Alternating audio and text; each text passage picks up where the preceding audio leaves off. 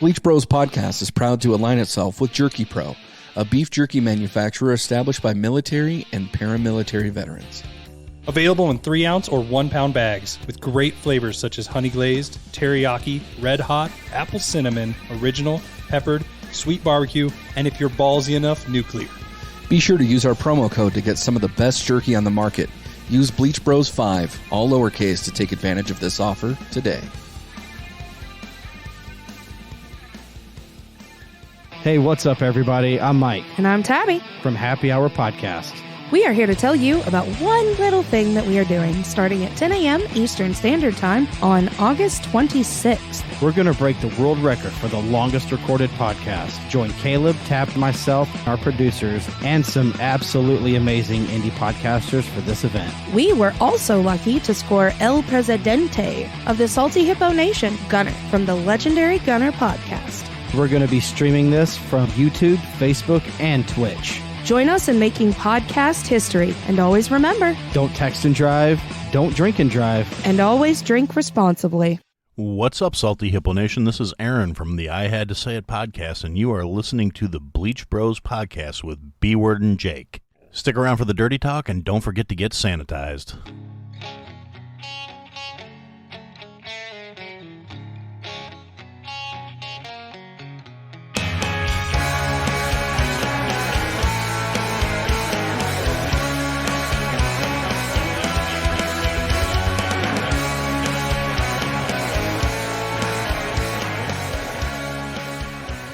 Welcome into the Bleach Brothers Podcast. This is B-Word, and as usual, I am here with my good buddy Jake. Jake, how you doing tonight, man?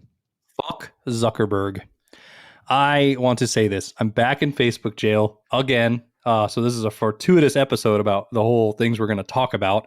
Because, of course, me being me, offensive on the internet yet again, getting banned, getting community standards, making it so the groups I'm in, people have to approve everything if I'm allowed to speak. But stop censoring the hater. Free the hater. I mean, I'm all about the free the hater movement, but you did share like 4 or 5 different arms coming out of a butthole in a picture today. It's cropped, so it's a choose your own adventure, figure it out guess. It's not like it's like full blown porn. Like I cut it. It has a funny meme attached to it.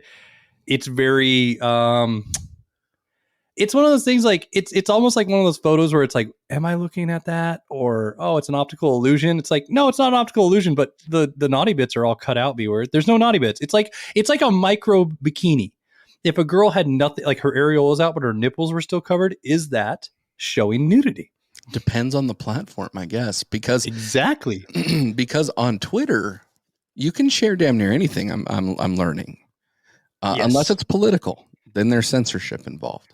Yes. But on Instagram, you can't share anything that has to do with nudity, but you Right. can share explicit stuff to a certain extent. But Zuck owns that, so like it's kind of in unison, if you will, with the Book of Face. But the Book of Face is for putos. Pachobies. Christopher Robin's favorite bear's toe. Everybody is a puto on Facebook. I do not like Facebook, but I don't like Zuckerberg the most. So, yeah. I'm annoyed. I mean, like, here's the thing. I'm always in it. It's one of those things like Dome said it best. As soon as I post that, he goes, this is coming down soon. He goes, always pushing the line. And you know me, I do. Because I think the internet is a free platform. There's freedom out there. Because the other thing is, I didn't post it publicly. I posted in a group that we all chat and do things like this and have, hilarious, inappropriate conversations. Everybody consented to being in the group. Right. You had to put a request to be in the group. So, yeah, I see your point there. But the internet does have some sort of regulations that I agree with. I think that when it comes to complete chaos on the internet, like that's tough, right? Like, who do you believe? Like, who's sharing this? Who's sharing that? Like, is it legit? Is it warranted? Is it authorized? And we learn a lot about that now with politics, but I mean, in the past, we learned a lot about that with some other things that were posted on the internet. So I agree with you to a sense, because here's the thing. I don't like stupidity and I don't like stupid people. However, I feel like no matter what information is put out there, stupid people exist. So like I'm a big fan, and speaking of which, it's another thing. He's in court today, Alex Jones, and the freaking frogs are gay. Like that guy, love him. InfoWars, right?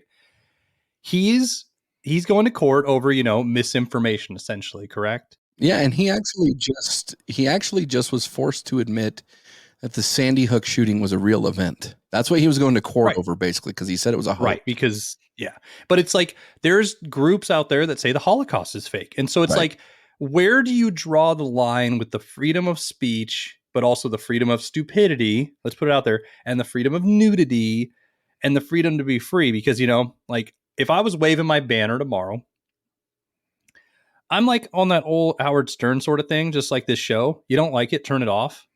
I mean, don't, you know what I mean? Like if you don't want to listen to it, don't. If you don't want to look at it, don't be a part of it. You don't need to ruin other people's fun just because you don't think it's fun. Now, in that other sense, B-word, I still stand with regulations. Like you can't be hurting people and causing ultra chaos mayhem of wanting murders and stuff like that. But I don't think you've ever been on the dark web, have you? No, I've not been on the dark web. I've never bought anything from the black market. So the most dark web that I've been a part of was LimeWire. And that really isn't it, but that ruined my computer many times. So we just don't do that anymore. But so you recommended that I watch The Most Hated Man on the Internet on Netflix. Just came out, yeah. And I was going out of town this last weekend, and so I didn't know if I'd be able to watch the show or not. And it turns out it was only 3 episodes, so it wasn't too bad to consume. But man, I don't remember any of this. Like I remember it after I watched it, but I don't remember for some reason, this is a time period that was cut out of my brain for some reason. I remember people talking about it. I was never a part of it. But basically, you've got more of a grasp on Is Anyone Up than I do. So for those listeners that are listening to this podcast, can you kind of give them a synopsis of what that website was and who was at the helm? Yeah. So The Most Hated Man on the Internet, as we said, just came out on Netflix, and it was about Hunter Moore. And Hunter Moore was a guy who decided to create a revenge porn site. He was the epitome of it was almost like when podcasts were certain things were just coming up with the internet. There was live streaming, there were podcasting, there was what else can we do on the internet? And to be honest, he was part of the emo punk hardcore sort of scene, which was all the crappy chop haircuts, too tight jeans. We still sort of shopped at Hot Topic, even though we didn't want to admit it, colored hair. And, you were young and dumb and having fun, and you might show a titty or two or a penis or, whatever, because also cell phones were out. And at the time, and they even mentioned it on the show, was Sidekicks was the big phone, and everybody started taking, Sidekick, nudes and texting them to each other and stuff. It was a new way to flirt or, hit on each other or whatever you were doing.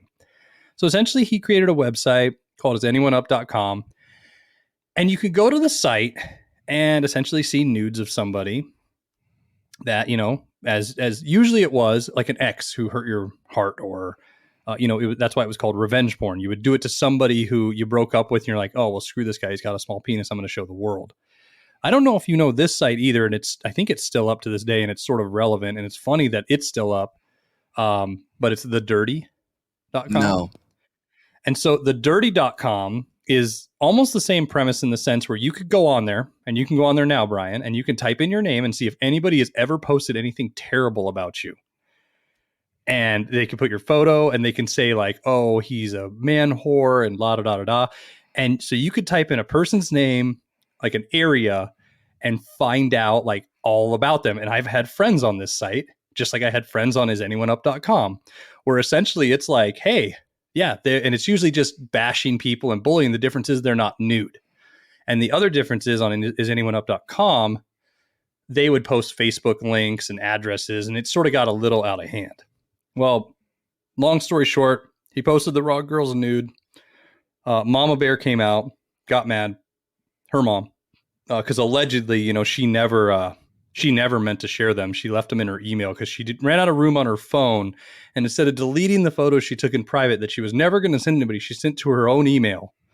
and somehow it got hacked and it got on the internet and they asked to remove it. And then she took him to court with the FBI and he got busted and got 30 months in jail. And fines. Great documentary and can't be on the internet and can't be on the internet. And, but also, and I'm just going to put this out there before we get further into this is Hunter Moore's a douchebag. He was a douche. Like, you know what I mean? But he made internet trolling cool. He was the king of trolls, if it were, at the point, because he was Twitter for a while. Like, it was him. Like, just that's all people could talk about for a brief moment. Two, the mom sucks. The daughter sucks. Almost everybody in the movie sucks, in my opinion. So you'd brought up the dirty. So while you were having your monologue, I went on there. We'll be grateful to know that neither of us are on that website. Right. I was actually hoping that you were on the website because there's probably not a chance that my penis is on the internet. So we're good. So that's a good thing. Now my titties on the other hand, those might be there. I mean, I do attend swimming pools and go to the beach every once in a while, and somebody might say, "Hey, look at this fucking whale." But on a real note, this was an interesting documentary. We actually did a Twitter poll not that long ago about what platforms have the best documentaries, and some of the ones that we talked about were Netflix, Hulu, A&E, I think was one of them, Biography. But Netflix has some bangers when it comes to documentaries, dude. They really throw it out of the park. Hulu's a close second, in my opinion. But Netflix, I think, really that's a really good area for them. So the more, the better.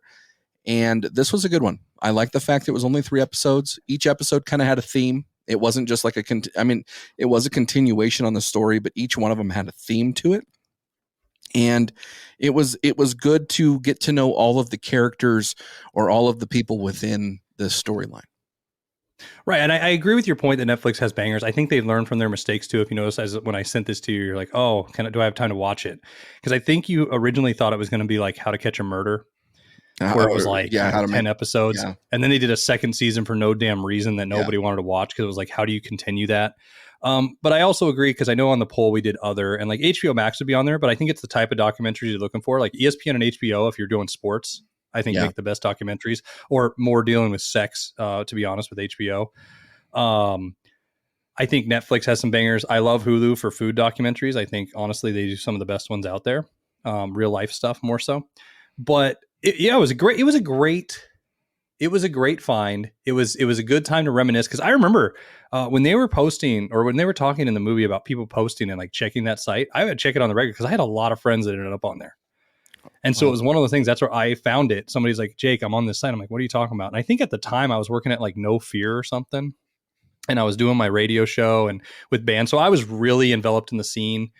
And, just like anything, we had scene bros that we had a buddy that looked like Benji from Good Charlotte.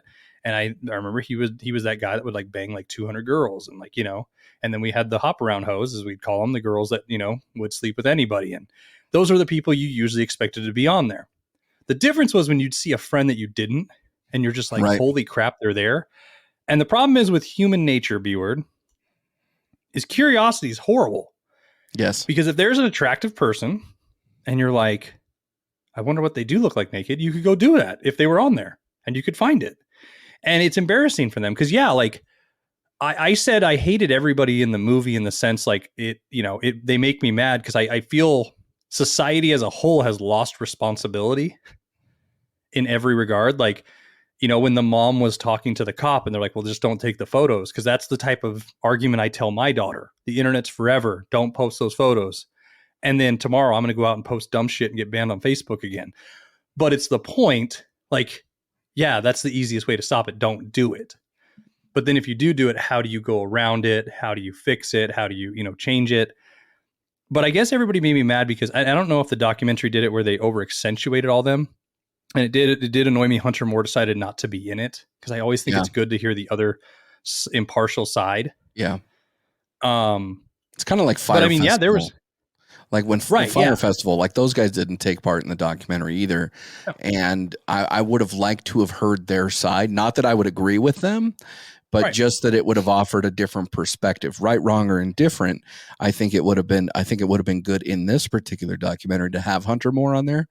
And I do like at the end how they put a little blurb about Hunter Moore and how they asked him. They said, "Well, we use this photo anyway." I just thought that was funny. See, here's the thing. I hate petty shit like that in this sense. Like, I don't mind being petty. My point is, B-word, I hate when people get mad at somebody for something and then go do almost the same type of shit. And it's almost like an aha moment. Like, you got busted for it and fuck you because we took you to court, but now I'm going to do it. I fucking hate people like that. That is something that pisses me off. I've never liked it. I don't like that you're in there going, well, it's copyright and this, and this. And yeah, they didn't put up a fucking dick pic of him or anything, which he probably wouldn't even care. But it's the point. You're also talking about a narcissistic human being who's probably reveling that his name is back in relevance again. Like, you've never heard of him. And now he's fucking like being shouted out about again. And the family that was being talked about on there, his followers, his minions, are probably all going to start rising up again. I won't be surprised if Charlotte Laws, the chick who snuck into parties and wrote a book and became famous and married a British rich dude, because we all know why that probably happened. Daughter took those photos out of pure stupidity, and then the whole thing happened and took him to court and wouldn't let things go. Like, I love the husband. He's just like, ignore it. I don't understand the internet. And then he's like, when they threatened his family, he fucking went full dad mode and ended it real quick in 5 seconds. But even right after that, he was like, okay, now we're done. I'm done. We're done. And then he's like, she wasn't. And I was like, why? And it's digging that rabbit hole. And it sort of reminded me of the other guy at the end. I can't remember his name now, who bought the site and made a Bullyville or whatever. Yeah. Yeah. And he was like, not that I like this, but I love that they did all that. It's one of those things, like, you're talking about bullying, and then so you're bullying a bully. Like, I understand turning the other cheek, and I understand, fighting back for yourself. But I just have a hard time believing people like that who make profit on things like bullying, right? For example, and then are proud of other people bullying a bully, even though, fuck Hunter Moore, let's be honest. But you're mad at, like, you're reveling in that. Like, get the hell out of here too. I don't like you either. Well, so there were a few people on this documentary that I was just like, okay, like, you're just here to get your name out there. Like, I don't know what her real name was, but Butthole Girl. Destiny. Like, the only reason why she was on this documentary, I feel, is because she wanted to put her name out there in a different fashion than just my name is Butthole Girl. And I realized that Butthole Girl was like this moniker that she didn't create for herself, but that she owned after it was created for her. But this woman, like, lost her kids, and she just continues to stick random shit in her butthole thinking that this is going to turn out great. And like, I had a really hard time, like, trying to justify her logic there. Like, I understand, being manipulated, and I understand being in a trance or thinking that things are going to happen in a certain way. But at some point, man, your fucking asshole is going to be prolapsed, and you're like, oh, I'm just doing this for fun. And it's like, wait, how many fucking Hot Wheels cars do you have to stick in your ass before you're like, right, I don't want to stick a Hot Wheels car in my ass anymore? I had a really hard time dealing with her. And then one other person that I had a hard time dealing with was the girlfriend. Like, the girlfriend of Hunter Moore, when she's like, oh my gosh. And then I read these messages, and she starts breaking down, and she's like, I can't believe that, he would get these messages and whatever. Yeah, you can, because you were around the dude. Yes. You were sticking coke off his cock. Like, shut the hell up. So, like, if you're going to be a douchebag, at least own it. Like, don't come back and say, oh, I didn't know, or, oh, I didn't understand. Or, no, you were a fucking douchebag, and just own it. Like, that's all. And that's the reason. Like, I appreciated Hunter Moore in this light. I'll say it this way, is I've always said this on the show. I appreciate people for who they are. If you are a slut and you acknowledge you are, good for you. If you're a piece of shit and you acknowledge it, good for you. As long as you know what you are and what you're doing and you can acknowledge those steps, I have more respect for you. I might not like what you do, but I have more respect for you than somebody who's a fucking liar, or, as you said, going out for it. Like, like Destiny Butthole Girl, right? Like, I found it funny because that was the one part my wife walked in on. And she goes, Butthole Girl, huh? And so she watched that, and she goes, so her solution was to stick more things in her butthole. She's like, that's like a coke addict going, I'm trying to stop doing coke, but I have to keep sniffing it to get out of it. It's like, at some point you just stop. Yeah. Like, it sucks. Like, you put yourself out there, and I didn't like the argument either. Like, well, I must not have been in the right state of mind.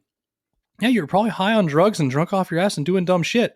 But I'll tell you this, B-word, I followed her on Twitter, right, during this timeline.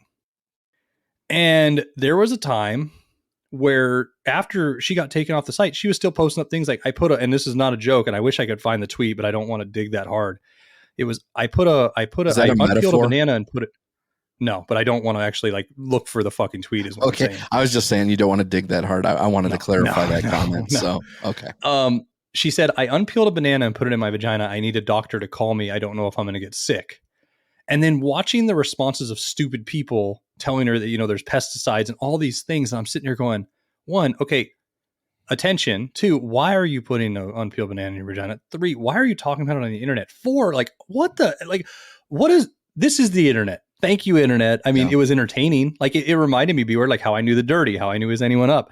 I spent a lot of time on the internet. I'm really into pop culture. I know a lot of things happening right now, like new music, new scenes, new things being said. And me and you had discussions like that.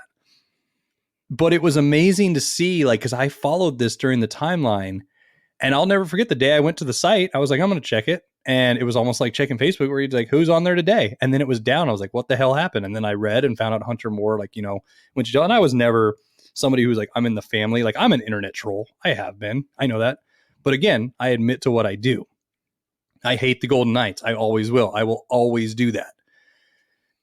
The part I don't like is where Hunter Moore wanted to kill people and say things. And like, you know, I felt like he was so out of his, like, it was one of those, the egotistical thing, but also so out of his mind, not in the right state of mind, where it was like, and that's not an excuse for him. That's just stupid.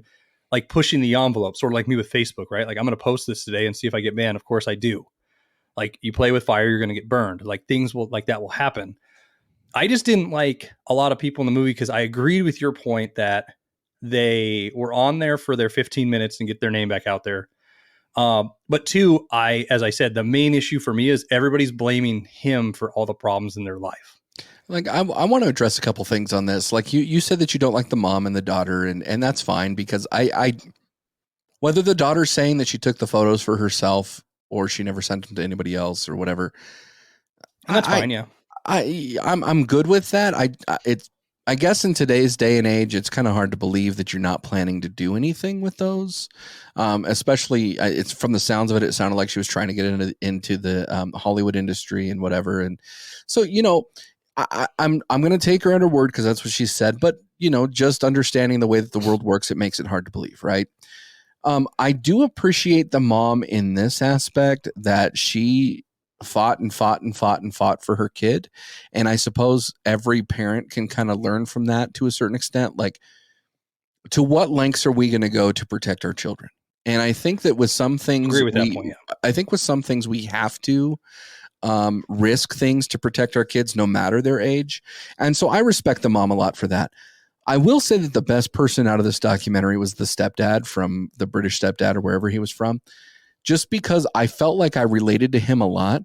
And candidly, like I said, I didn't remember a lot of this stuff, but I do remember on the internet right around that time. I mean, you had E-Bombs World was a big thing. You had, I don't remember all the sites, to be honest with you, but you could find damn near anything. I mean, this was right around the time that 2 Girls, 1 Cup was a thing. The Pain Olympics was a thing. I mean, there was a lot of weird shit on the internet right around this time. And the fact that, I mean, you even look at like how Facebook was developed. I mean, Facebook in its infancy was really about talking shit about people. It was not, you know, for this social network, this world connecting social network. Yeah. Right. And so there was quite a bit in the early internet that just was really weird. But I guess this documentary really kind of brought me back to some of those days. I mean, I think in 2012, I think I had I know I had a Facebook. I don't know if I had a MySpace, but going back to the MySpace days when our first friend was Tom, you know, I think I had a lot more fun on MySpace than I ever did on Facebook. It seemed like the content that you were able to post, granted, it was probably very poor compared to what you can post today, but they had little chat rooms. They had little message boards. They had, you know, you can customize things and just try to make them unique. But going back and comparing the MySpace days and the way the internet has developed, I mean, to think about just a few short years after MySpace was created, or at least popular, you've got this website to upload photos. And it became almost like a cancer. It became just this wildfire that just went. And it didn't help that, you know, these photos were being stolen from email addresses. but not all of the photos were being stolen from email addresses. I mean, you're talking hundreds of thousands of photos a day being posted, whether it be for revenge or whether it be people like Butthole Girl that post it for attention. That's a shit ton of content. I mean, I still remember when YouTube didn't even have a full day's worth of content. Now there's weeks of content being uploaded every single day. Yeah. I remember No Butthole, No Care. Yeah. The whole hashtag that he did. And I mean, I remember everything behind that. I used to joke with that. Like I used to say that I've done it on our page and people have no idea what the hell I'm talking about. I remember there's a band out there called Blood on the Dance Floor that was really part of the scene. And they were promoting that song that they made called isanyoneup.com on that website because they were part of it. And I feel for the people that had like, breakdowns about it, but it goes back to my responsibility thing. Like you're having a mental breakdown. Yeah. You share that in somebody in private. And maybe you didn't know them that well because they did that to you. That's a terrible thing to happen. Right. But in the end, you still took the photo and did that and sent it and had the thought. Like I joke with my wife all the time, like, hey, send me a picture of where she goes, no, I'm never putting anything in the internet. I'm not putting it on a phone. What if something gets hacked? I mean, we've had our Amazon account hacked and people bought shit. Like with the way the day and age, I'm just surprised people haven't gotten smarter about that. Yeah. And I guess that's what bothered me. I agree with you with the mama bear thing. Like I'd like that she fought for her kids because I would do the same thing. I guess the difference is I wouldn't be sitting there saying my daughter did nothing wrong. I think that there has to be some realistic expectations, should that situation happen. You have to come to grips that, your kid made a decision and this is the repercussions for their decision. I will say a couple things too here real quick. I mean, I know that there are message rooms like Snapchat or whatever, where, messages disappear or they stay on there for a certain amount of time and then they disappear. And like, that's kind of that was a forum for teenagers to start to send some of this stuff when my daughter was younger. And of course we warn about that. And, there is that saying that if it's ever been on the internet, it's never going away. And it's kind of true. I mean, it's not a blockchain per se, but it does have its own little fingerprint on there that you can try to go back and find it. Now, there's a lot of stuff. I think we had the Porn Stash podcast on here where we were talking about sending dick pics or something, or it could have been somebody else. And I never really got into that. Like I've sent one that I can remember, but I don't really think that I've sent anything more than that. No. But then I can know. No, I know for a fact who it went to, but like I've received numerous photos from several different people, and some of them I like and some of them I don't. But real quick funny story. I ended up going out on a date. I want to say it was the beginning of 2021 with this girl. Might have been the end of 2020, to be honest with you. But I went on a date with this girl, and she was recently divorced. And she was talking to me. We're chatting and doing whatever. And she's asking about what kind of dog I have. And I tell her, and she's like, show me a picture of your dog. And so I sent a picture of my dog, right? Because you can't really do anything with that. She's like, oh my gosh, I'd love to come by and see your dog. And so we set up this date where I went to a neighboring town to go and meet with her for a drink. And we go to this little bar and we have a drink. And she's like, are you hungry? Because I'm hungry. And I'm like, yeah, I mean, I could eat. So we ended up going to this restaurant. And as I'm finding out more about her, I'm finding that I really am not interested in her, if that makes sense. And so I take her back to the bar because we were in my car. And her car is surrounded by cars. And so I'm trying to do the gentlemanly thing, like where I like walk her to her car and like open her door and whatever, even though I already know that there's nothing that's going to happen with this. Well, then she says, I'd really like to make out with you.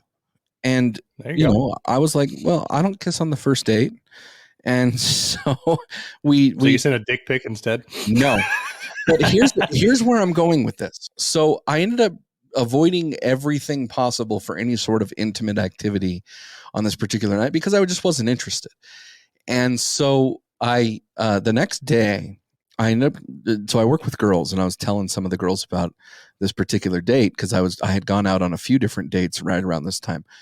And they said, watch out. She's going to start sending you like boob pics or beaver photos or stuff. And I'm like, oh no. Oh God, I hope not. And sure enough, I get home that night and I get these two banana boobies. Okay. They look just like just like the boobs Little off of slopes? There's Something About Mary, where they like the ski slopes.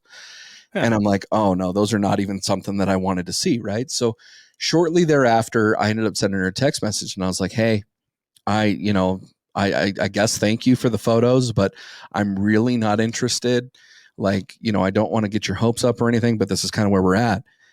This woman accused me of raping her through the phone because she sent me boob photos. And I tell you what, man, I've never been so violated in my life.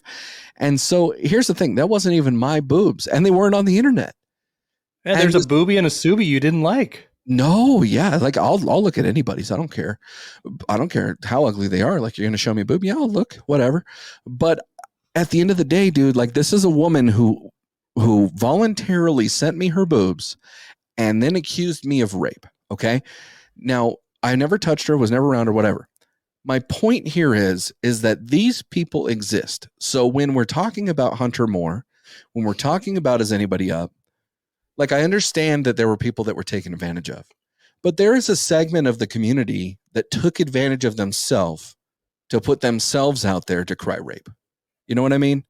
And that's the part that I struggle with, dude. Like, is the guy a creep? Absolutely. Is he a piece of shit? 100%. Are there people out there who voluntarily fuck themselves and want somebody to blame so that way they don't take the responsibility anymore? 1,000%.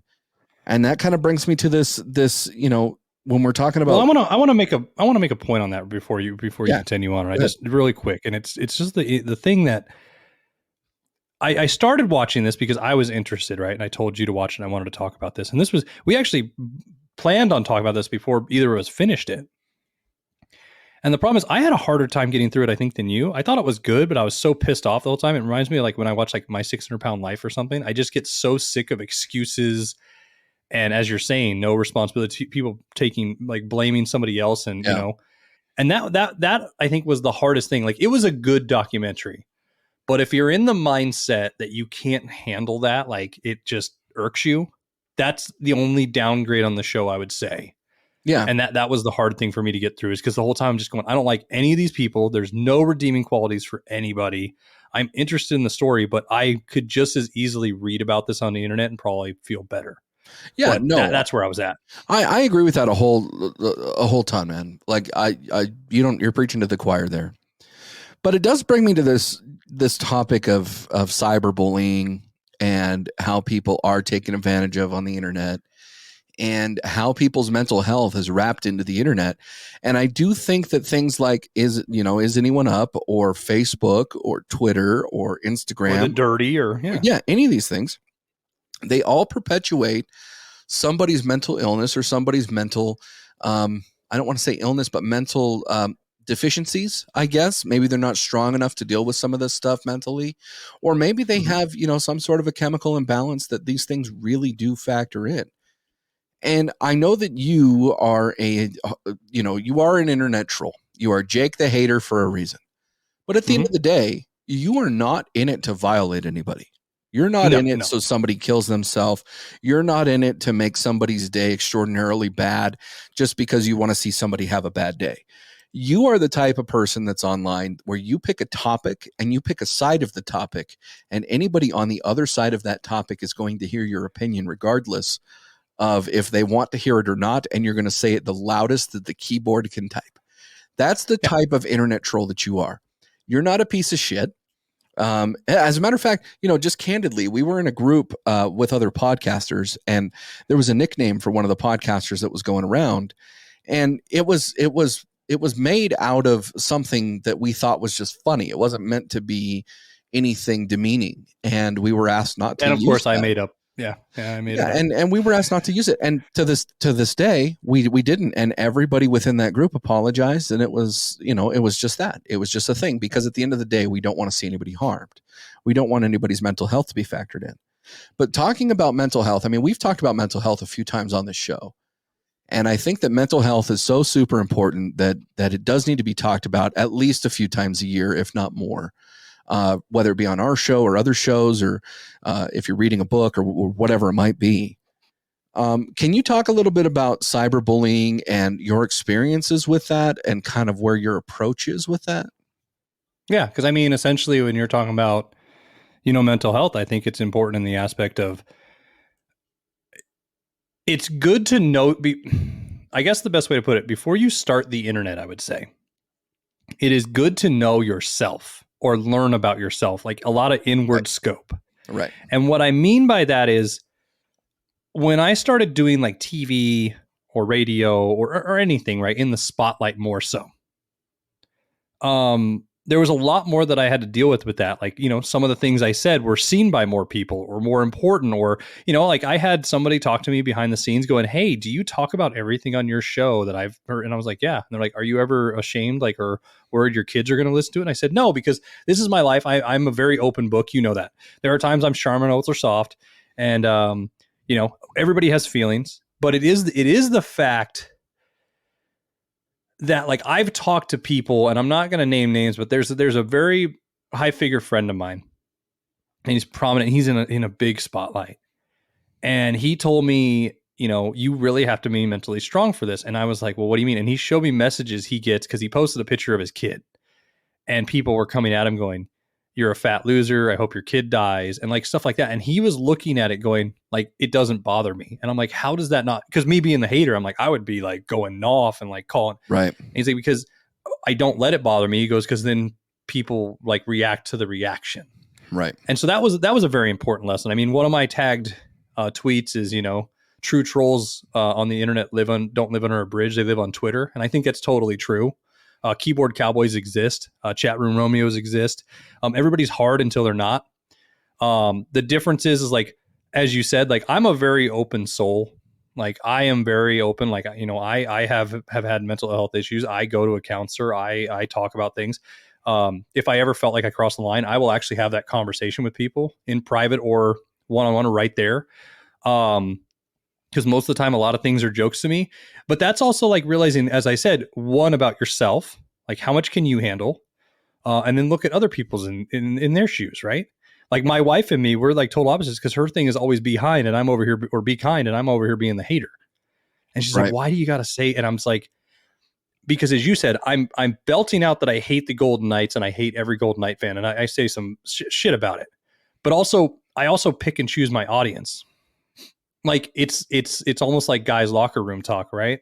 So the thing I'll say about mental health of the internet too, that people need to realize is there's a time and place for everything. There's a room for everything. There's a page for everything. Sort of why I'm pissed off that I'm in Facebook jail. That page is a certain group of people who all agree that this type of humor is pretty good. If somebody has a problem with it, they can speak out. We've all done that, and we can have a discussion about it. It's a private group, though. We have private chats where we probably say other things that we wouldn't. Locker room talk. We have Discords that we do that. I don't go out and belt every damn hateful thought in my brain on Twitter, though. I don't do it on Facebook, on Instagram. Right. And I think that's what other people need to realize. Like the problem with Hunter Moore is he's belting out every damn thought in his brain. And you see it on the show, like, or on the movie, like, holy crap. Like you're writing that. Like, I hope somebody dies after they get off my dick. Like, what the hell's wrong with you? Sorry, I don't mean to interrupt you here, but I do think that there is some sort of propagation or perpetuation or whatever that might be, where social media or the internet allows you to do that. Mm-hmm. And they almost kind of force you to do that with your thought processes, I guess, in either the way that things are marketed or the way that things are presented. And I guess what I'm coming up to here is I'm trying to say, like, Facebook used to do, and I don't know if they still do, but they used to do this like when you first log in, right? Like they want you to do a post. And so when you're doing the post, it would say, what's on your mind today? Or what do you want to do today, right? And this kind of created one of those things where people would post what's on their mind. And like it became a thing. And I guess with this type of thing, like I fell into it before. I remember I was going through a pretty bad breakup. And I was sharing quite a bit of emotional stuff on Facebook. And it was, love poems and love sayings and breakup sayings and heartbreak sayings and music. And like, that's the image that I was putting out to people on the internet, whether they asked for it or not. Right. Mm-hmm. And so I've had to learn my own self that there is a like you said, there's a time and a place for the things you put on the internet, but also the internet is not your mental health counselor, unless you're like actually meeting them through a Zoom call or something. But it's not your area to just word vomit, I guess, because your word vomit can be misinterpreted. Let me give you an example. 10 years ago, probably, I tagged a whole bunch of people in a Facebook post, and I left several of them off of there. And I was just saying, I appreciate you people. And I didn't leave anybody off intentionally. I legitimately lost friendships off of that. Like that's the internet, right? But yeah, it was like MySpace, your top 5. If you weren't in the top 5, what the fuck are you doing, right? Exactly. Yeah. And there, I feel like there's a lot of people that have never been like demoted out of a family member's top 8, and they just don't know how to deal with that. Like we live in a world where everything is based off the internet. I mean, for Christ's sake, Jake, we're recording this podcast over the internet, right? The people will listen to this over the internet. We're so internet dependent. We need to almost like guard ourselves, just as a people, as a populace, to be able to handle things on the internet, good, bad, and otherwise. And sometimes that means that we have to do some personal work ourselves. We have to ask people for help.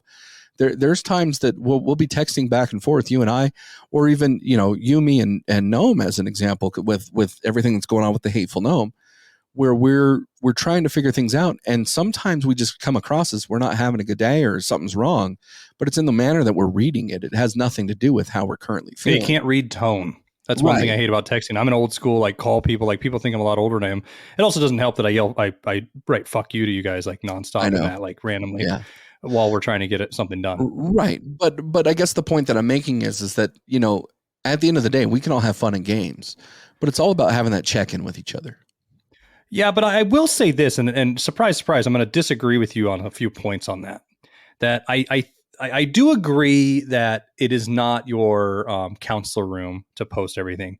However, B-word, I do think since the world is so enveloped with the internet and it's so life-changing and cultural and it is what it is, it's, every day it's in our phone or it's in our pocket. We're always connected to something.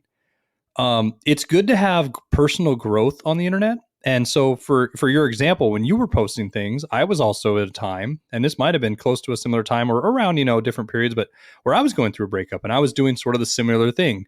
And it's almost like an internet rite of passage. And not that I agree with it. Like I look back at people now and it's usually younger people or people that in my idea haven't mentally capacitated and gotten older. They have not matured. Yeah. But, they're posting their whole life story or their breakup online. Like, I can't believe, and they tag the person and he does this and then, or, whatever, those arguments. And we have friends that have done that and have mental breakdowns on there. And I'm not discrediting them. I do agree, though, that like we've all done it essentially. Like, I had those moments where I was posting things like I had the day, I remember one of them that pissed you off. I would put hashtags on everything. Yeah. I would say gym, hashtag movie, hashtag hash browns. And you'd be like, fuck Jake's hashtags. Yeah. And I was posting because that's when Facebook would say, what's on your mind? I was like, I'm going to tell everybody. And it's funny, like in my memories on Facebook, I go into it and I get like no likes on those. And I was in that part of the mental capacity at the time of posting every damn thing I do. And now I look at 23-year-olds that might be my friend on Facebook and they're like, Jim, it's going to be a great day. And it's like, I don't fucking care. Like, good. I'm glad you're at the gym. Like, I don't tell, like, I might post that I'm at a restaurant, but I'm not going to pipe. I'm in the mood for ramen. I'm going to have ramen, everybody. Yeah. So I think it is also mentally challenging and changing for people to do that B-word and express and let that out. Yeah. And I think that's a good thing. I agree with you I agree with you that that's a rite of passage. Sorry to interrupt you there. You're fine. But I agree with you that that's a maturity issue.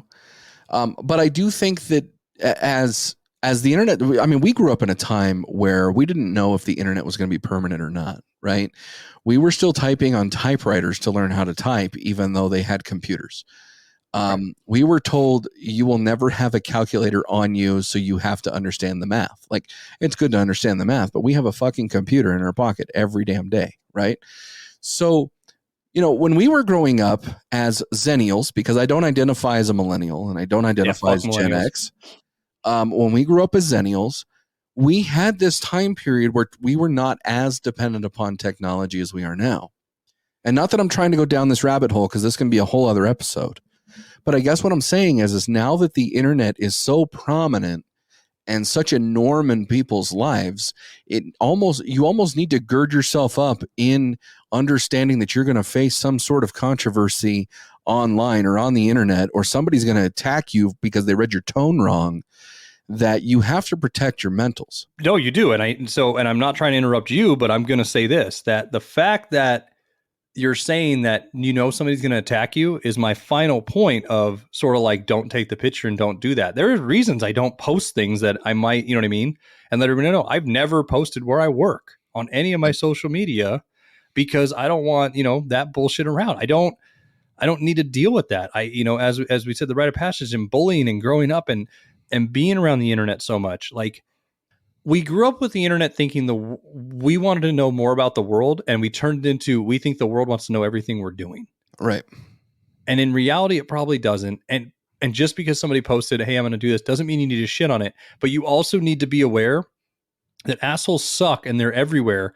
And somebody's going to post a piece of shit thing. And the funny thing is, B-word, most of those people have a whatever it is, the gray blue picture of a man's silhouette as the background, a generic name, a fake Hotmail, because they're too pussy to do it themselves. The one thing I'll talk about is, I remember when I talked crap to Evan Turner as a joke and it turned into a thing, I didn't back down. Like most people might have been, oh, I'm sorry. Like I had a whole thing with CJ McCollum, who was a basketball player for the Portland Blazers, where I said, I hope he gets traded. I asked him to be traded every day. And I wrote this whole thing. And he goes, fine, Jake the hater. Thank you very much. I hope somebody finds value in you. And I wrote him back. I said, hey, man, I'm not saying you're a bad basketball player. And I broke down why I wanted him traded. And then he went, wow, I actually appreciate this. And so it could have been taken, like you're saying, with the tone of being a total asshole and I'm the hater. And of course, I just hate this guy. When in all reality, I didn't need Dame 2.0 on my team. I wish him well. I hope he's a great talent. I hope he goes somewhere else. The last thing is I said, I think the biggest problem the internet had was the block button. Yeah. Yes, it helps against bullying, but as you said, take care of your mentals. Sometimes the best thing for your mental health is to disconnect rather than block. Yes. And me and you have talked about this on the show multiple times before, where we deleted our Facebook accounts, and it was probably one of the most glorious things. It was awesome. Like, yeah, I'm in jail. We probably wouldn't really be on it if it wasn't for the few family members we might interact with every now and then, and the show stuff. But to be honest, I mean, if you look at our pages, it's pretty much show stuff and then stuff with our family, and that's it. And essentially what I think Facebook should have been, or it was for a while. I'm not posting like, everything I'm doing and every little thing. I use Instagram more, which posts automatically to my Facebook because they're connected. That's the same thing. Yeah, I'm so rarely on Facebook anymore. It's just not even a thing. Like, I use the app for the Bleach Bros and I use the app for the Hateful Gnome to make sure that we schedule stuff. And that's really all that it is. But speaking of promoting things on the internet, I want to make an announcement here.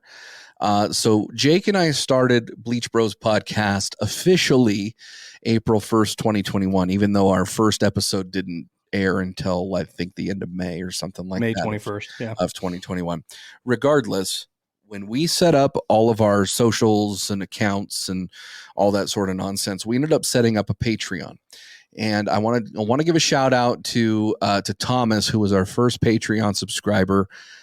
We ended up sending him a whole bunch of merch. Ultimately, we wanted to have our Patreon as a method to get merch because we didn't understand that there were other ways to get merch, like through Teespring and TeePublic and whatever that we also have our merch stores with. However, since we've grown, we haven't really done anything with Patreon as far as to create a benefit for listeners or anything like that. I do want to make an announcement officially tonight that our Patreon is going to be live starting September 1st. There is going to be some future posts that happen on our social media to kind of let you know what that's going to look like. There will be, depending on the tier that you subscribe to, there will be 2 additional shows on our Patreon. There's not a set schedule for those just yet, so there's more to be determined later. But each show will have its own theme. It's not going to be a replication or a duplication of this program. They will kind of have their own theme. They will have their own feel. But we're going to go ahead and announce those at a later time. The other thing that we're going to do is there's going to be levels for interaction. So we are looking into a Discord. I know that we subscribe to other people's Patreons and they have Discords and such. And there will be some things that we can look at as far as that goes. But our biggest tier will also offer merch. And so while we're looking at a good commitment for the year, we're going to offer some merch that you probably won't find in our stores, which is going to be pretty nice. They are going to be Patreon exclusive. So if you are interested in supporting the Bleach Bros, there will be more information coming soon. There's a chance that if this episode's out, that we may have already posted something. So go back and look at our socials. We're on all the socials at Bleach Bros Pod, and go from there. But if there isn't anything posted, rest assured that it will be posted shortly after this episode airs, regardless. So I'm excited for that. I'm excited for the new content. I'm excited for where this is going. I hope that the people who support this page will also support Patreon. Even if it's just one of the small tiers, that's totally fine. We love your support, but I'm excited for it. What do you think, Jake? Yeah, it's going to be fun. I mean, I know we've kicked this around. And to be upfront, I mean, we loved that Thomas did it. We love the Patreons we have. And we did have sort of that remorse feeling of like, we're not doing much for it, but also we're the type of people just like when we did this show, we practiced for months because we're not going to put something out we're not proud of. And we kicked around ideas and we worked on things and we had other ideas and they never really came to fruition, and other things just logistically don't work, or also we're like, is that even worthwhile for people? And so the reason this has taken a little longer is we really wanted to make sure that it was going to be worthwhile for Patreons. And we feel like we finally have a product that will, when those come out. And we sat and thought hard about the names of them and the idea behind it, and not, okay, it's just Bleach Bros 2.0 and you get 15 extra minutes, or it's Bleach Bros 2.0, you get it a day early. It's actual different stuff that I think you'll enjoy. And there might be things for everybody. And I mean, who doesn't like merch either? There will be more giveaways. There will be more stuff like that. We are growing. We are happy with that. And we want to thank everybody for the support. And I mean, if we get some internet trolls on it too, hopefully they listen to this whole episode and learn something. Because as my wife would say, just be kind. Just be kind. I dig it. And I believe that if Sal the Salty Hippo had a voice, oh God, he would probably tell you to be kind. And then he would smack you in the face. That's my hope. That's my hope. I don't know. Yeah, it's a little bit of best of both worlds. But yeah, I would hope that there's a little love and a little punishment all at the same time. So. Oh, you just told me what you're into. Oh, dude, I love it. BDSM, bleaching DSM. 50 Shades of Hippo. I dig it.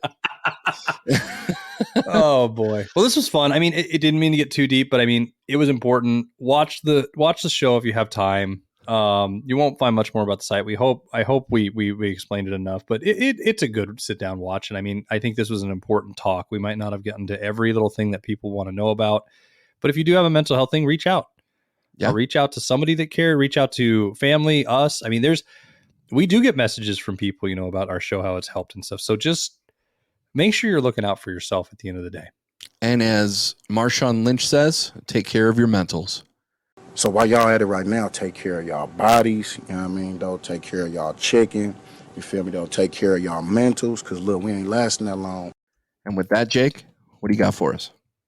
As always, thanks for all the dirty talk, and come back and get sanitized.